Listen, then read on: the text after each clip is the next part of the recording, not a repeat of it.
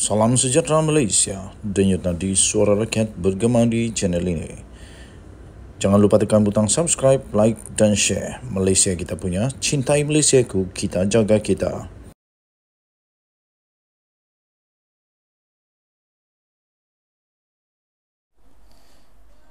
Salam sejahtera Malaysia, denyut nadi suara rakyat bergema di channel ini.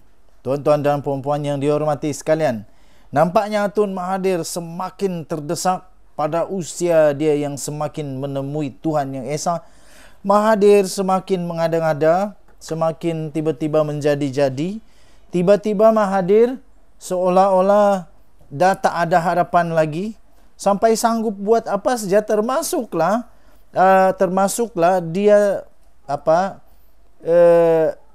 tak rasa malu lagi lah. Tak rasa malu lagi sampai Mahathir sanggup untuk membelakangkan prinsipnya. Dulu dilaung-laungkannya itu ini. Sekarang dah apa jadi? Terpaksa jilat ludah sendiri, terpaksa ludah ke langit kena muka sendiri, terpaksa muntah kat lantai jilat sendiri. Inilah yang terjadi kepada Atok Tun Mahathir yang sekarang sudah dah jadi tua betul-betul, 98 tahun sekarang, dah terlalu tua. Mahathir terdesak naik ke pentas PAS. Tak ada lagi jalan lain, tak ada lagi pilihan lain. Semua orang dah tak nak dengan tak Mahathir. Semua orang dah reject Mahathir. Semua orang dah tak terima Mahathir. Dia pergi sini tak kena terima, dia pergi sana tak kena terima, pergi sana tak kena layan, pergi belakang, depan, belakang, atas, semua dia tak kena layan. Last satu saja parti yang boleh layan dia, ialah Perikatan Nasional, dan satu-satunya yang bagi dia peluang untuk berucap PAS. Sekarang ini tiba-tiba berkongsi pentas dengan Mahathir yang dulunya digelar Maha Firaun. Yang dulunya digelar sebagai manusia yang kejam, zalim dan sebagainya. Tapi sekarang dua-dua terdesak. PAS pun agaknya terdesak. Entahlah apa PAS yang boleh dapat dengan Mahathir. Adakah Mahathir ini boleh membantu dari segi dana kah? Dari segi bantuan suara kah? Tapi kalau nak cakap pengaruh, saya fikir Mahathir dah tak ada pengaruh. Buktinya, Mahathir ditolak biji-biji, bulat-bulat, mentah-mentah ketika PRU yang lalu. Sebab itu, saya setuju apa yang dikatakan oleh Anwar, yaitu Mahathir sangat-sangat terdesak sehingga sanggup naik ke pentas PAS, musuh ketat Mahathir dulu. Kehadiran Dr. Mahathir berkongsi PAS pada pentas yang sama dengan pemimpin PAS menunjukkan dia terdesak, kata Perdana Menteri Anwar Ibrahim. Saya fikir bukan Mahathir saja yang terdesak, PAS pun terdesak, Perikatan Nasional pun terdesak, Bersatu pun mungkin terdesak. Kerana apa? Bersatu, seperti yang kita tahu, mereka ini terdesak kerana mungkin dah tak ada duit, mungkin saja. Kerana akaun mereka dah kena sita. Nak pakai uang apa untuk buat kempen? Satu-satunya cara mungkin minta bantuan dengan Atok lah. Itu pun kalau Mahathir ada duit. Jadi, saya pun cuba untuk hadam kenapa Mahathir sanggup naik ke pentas PAS dan kenapa PAS sanggup berkongsi pentas dengan Mahathir nih. Rupa-rupanya satu saja yang kita boleh fikir, kedua-duanya terdesak lah. Menurutnya bekas Perdana Menteri itu ketika berkuasa sangat kejam terhadap PAS dan penyokongnya. Itulah yang didakwa oleh PAS. Mereka kata Mahathir ini kejam, zalim dan sebagainya. Tapi sekarang mana? Dah mana suaranya? Kedua-duanya sanggup membelakangkan prinsip, sanggup untuk berpatah arang, sanggup untuk menjilat ludah sendiri semata-mata kerana terdesak. Beliau adalah kumpulan terdesak dan tiada ruang lain untuk dia diheret, katanya. Kalau Rafizi dia kata itu perkumpulan geng emosi. Lucu jugalah bila Rafizi kata itu geng emosi. Tun Dr. Mahathir orang yang paling kejam terhadap PAS, kata Anwar. Sekolah agama rakyat, mangsa memali, namun kini didukung, disokong. Itu kata Anwar, seperti dipetik oleh Berita Harian pada satu sidang akbar di Gua Musang pada hari ini. Pengerusi Pakatan Harapan itu mengulas kehadiran Dr. Mahathir pada satu ceramah PAS pada Jumaat lalu di Kelantan. Untuk rekod, tragedi Mamali merujuk kepada perselisihan di antara penyokong PAS dan pendakwa Ibrahim Mahmud atau dikenali sebagai Ibrahim Libya dengan pihak polis di Baling, Kedah. Pertempuran antara mereka menyebabkan 14 orang awam termasuklah Ibrahim Libya dan 4 anggota polis terbunuh. Dr. Mahathir ialah Perdana Menteri pada ketika itu. Pada masa itu, PAS mempersalahkan Mahathir berhubung apa yang berlaku.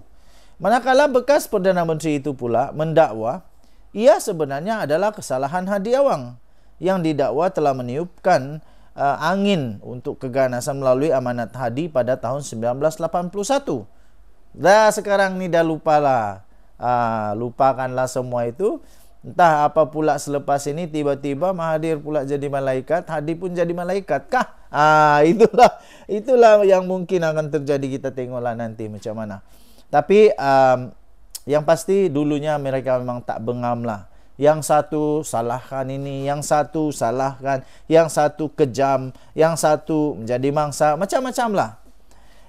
PAS mendakwa operasi Angkara dilancarkan pihak keselamatan ketika itu bermotifkan politik untuk membendung pengaruh Ibrahim yang luas dalam pengikut PAS.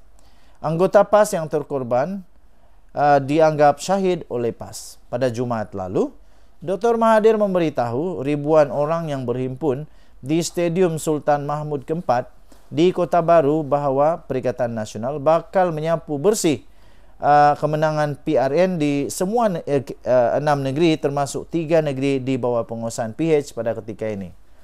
Saya pernah dengar bahasa ini, saya pernah dengar kenyataan ini dari Mahathir. Mau dekat-dekat pilihan raya umum yang lalu, dia cukup yakin juga.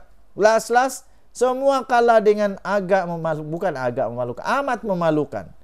Semua calon daripada pejuang langsung tak dapat balik deposit. Maknanya kalah dengan amat teruk sekali. Jadi kali ini kita tengoklah adakah Mahathir punya impian ini jadi kenyataan, ataupun sekali lagi impiannya hanya tinggal impian. Yang saya nak tanya saja, adakah Mahathir dengan ucapannya itu boleh menyebabkan Perikatan Nasional menang, ataupun ini akan menyebabkan Perikatan Nasional lebih kalah teruk? Bagaimanapun, Anwar mendakwa sokongan Mahathir kepada PN tidak akan menjejaskan peluang PH dan BN dalam pilihan raya negeri. Katanya tidak mengalah, itu hak dia. Namun ia tidak menjejaskan sokongan kepada kami, katanya lagi. Sementara itu, naib Presiden PAS pula iaitu Muhammad Amar Abdullah, gambar yang tu ada gambar dia, membayangkan parti itu sudah memaafkan kesilapan lampau Dr. Mahathir. Baguslah saling memaafkan. Itu sangat-sangat bagus dan terpuji. Katanya, saya harap dengan kemasukan Tun Mahathir bersama kita PN dapat membersihkan kesilapan-kesilapan yang telah dilakukan sebelum ini. Katanya lapor daripada Sinar Harian. Muhammad Amar juga dipetik berkata, dalam sejarah Islam pun semua orang yang masuk Islam sebelum itu pernah mempunyai banyak masalah dengan Islam. Contohnya melawan Nabi Muhammad SAW. Namun selepas pembukaan kota Makkah, Abu Sufyan, Khalid Al-Walid dan Wahsy telah masuk meluk Islam. Kalau kita tengok, katanya Wahsy bunuh bapa saudara Nabi Hamzah, Abu Muttalib. Jadi bila dia Tun M sudah berubah, kita terima. Sejarah tu nak buat macam mana? Jelasnya lagi. Jangan saja selepas ini sejarah tinggal kenangan ataupun sejarah mungkin berulang. Denyut nadi suara rakyat bergema di channel ini. Jangan lupa tekan butang subscribe, like dan share. Malaysia kita punya, cintai Malaysiaku, kita jaga kita. Kita jumpa lagi, bye-bye. Habislah Muhyiddin kali ini betul-betul sah habis. Selesai. Buat pertama kalinya Muhyiddin menangis, pasti menangis teresak-esak sampai merah mata. Sampai merah mata kali ini. Menjelang pilihan raya negeri yang akan tiba ini, disahkan BOS Bersatu masuk DAP. Baru tahu. Bekas timbalan pengerusi Bersatu Kelantan sertai DAP disahkan. Bekas Timbalan Pengerusi Bersatu Kelantan disahkan menyertai DAP. Bekas Timbalan Pengerusi Bersatu Kelantan iaitu Muhammad Zulkifli Zakaria telah menyertai DAP selepas menyerahkan borang keahliannya kepada wakil parti berkenaan malam tadi. Turut bersama-sama dengannya ialah 12 orang penaja cawangan DAP yang akan diwujudkan di Bacok dalam tempoh waktu terdekat.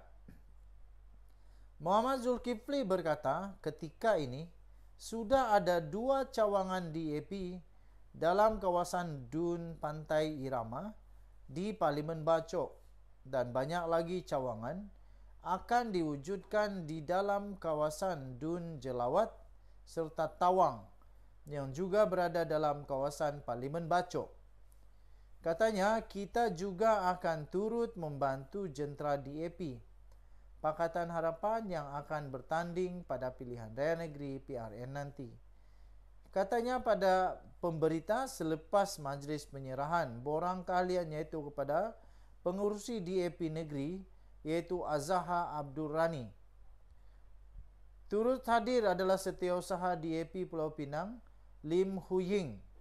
Sebelum ini, semua jawatan yang disandang oleh Muhammad Zulkifli dalam Bersatu gugur secara automatik selepas dia bertanding sebagai calon bebas di Parlimen Bacok pada pilihan raya umum ke-15 PRU 15 tahun lepas.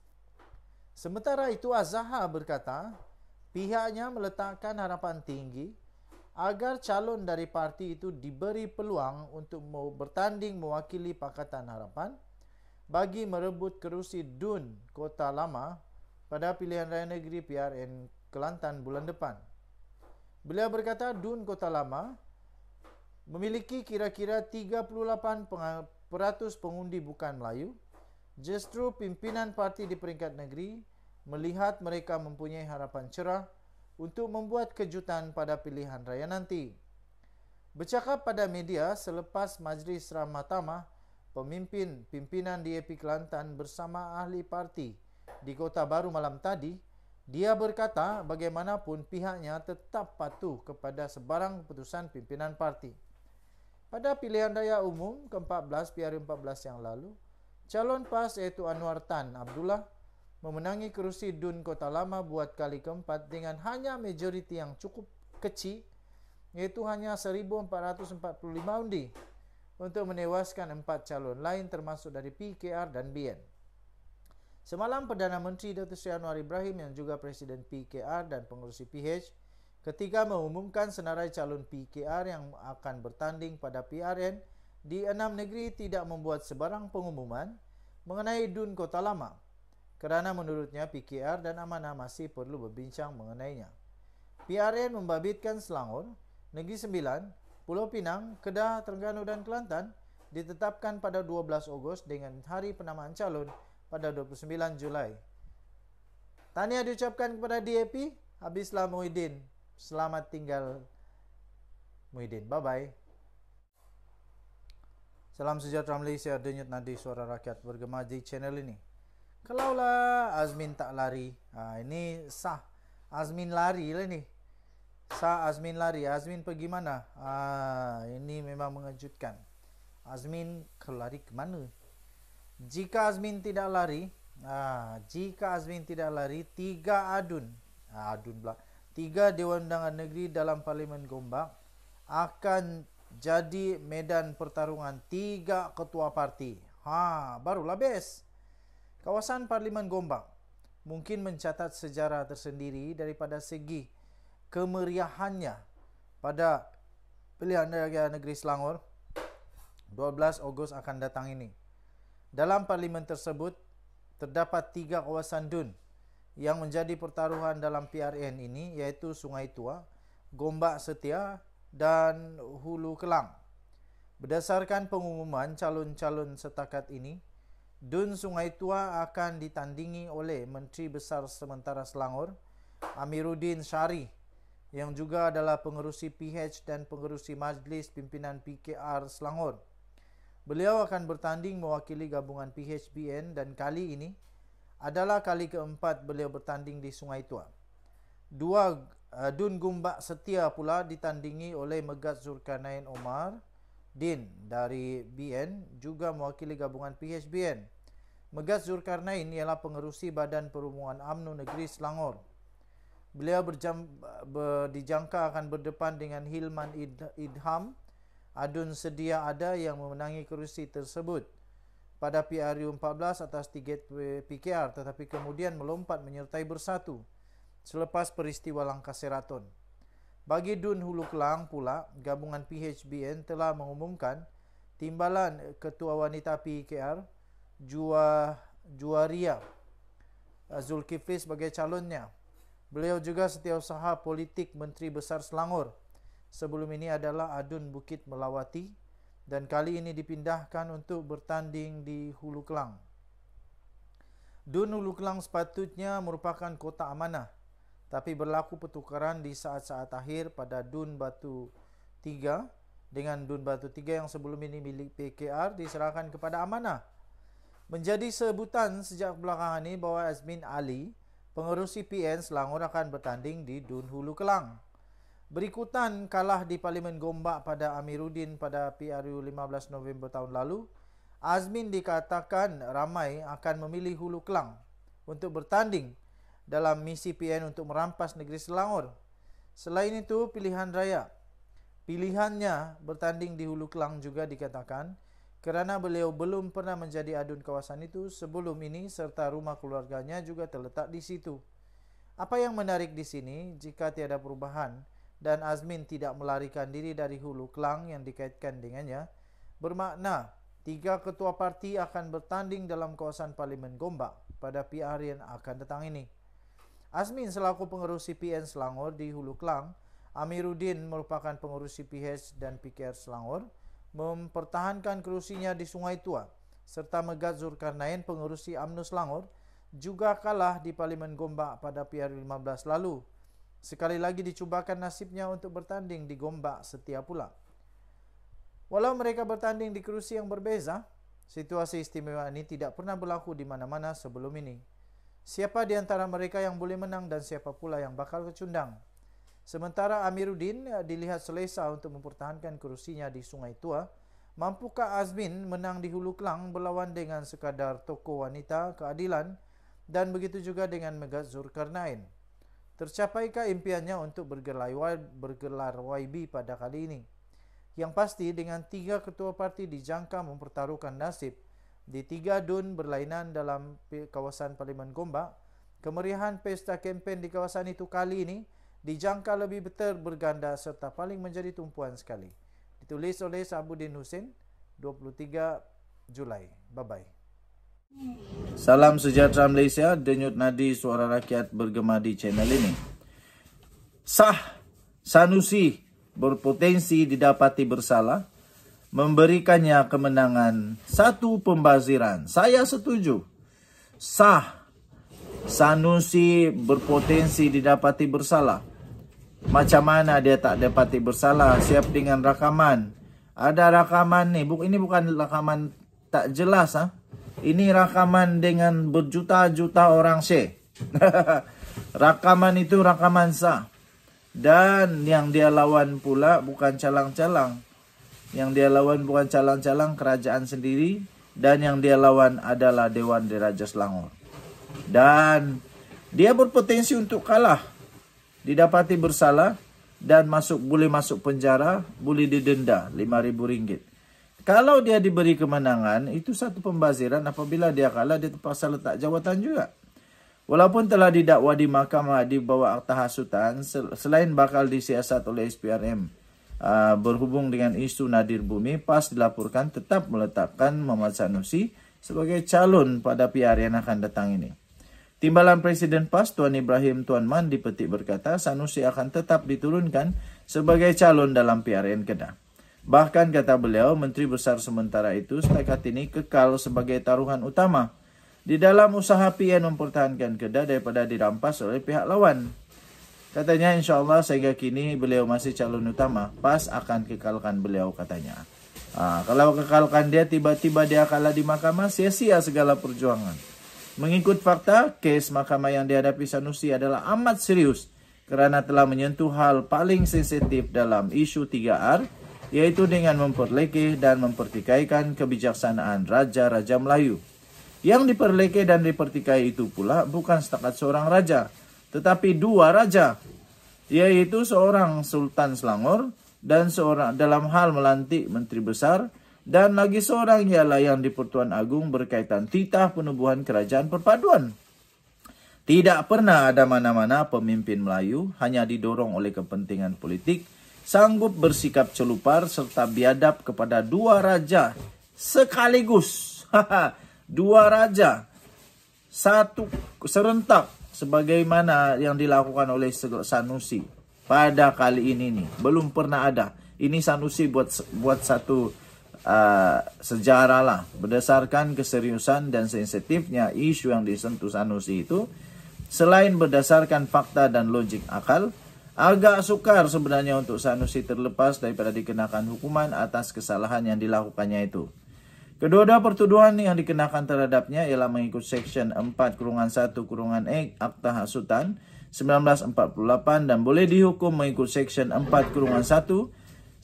akta yang sama yang membawa hukuman denda sehingga RM5.000 atau penjara maksimum 3 tahun atau kedua-duanya jika sabit kesalahan.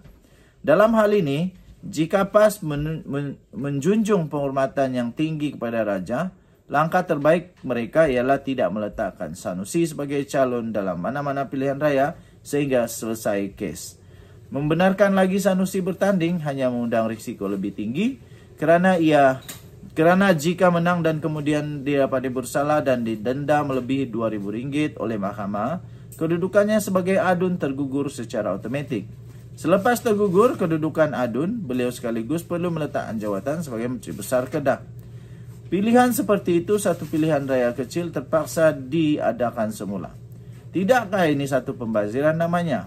Untuk mengelakkan pembaziran masa tenaga ruang berikutan pendirian PAS tetap juga mahu mengekalkan lagi Sanusi bertanding, kebijaksanaan kini terletak di tangan pengundi-pengundi Kedah.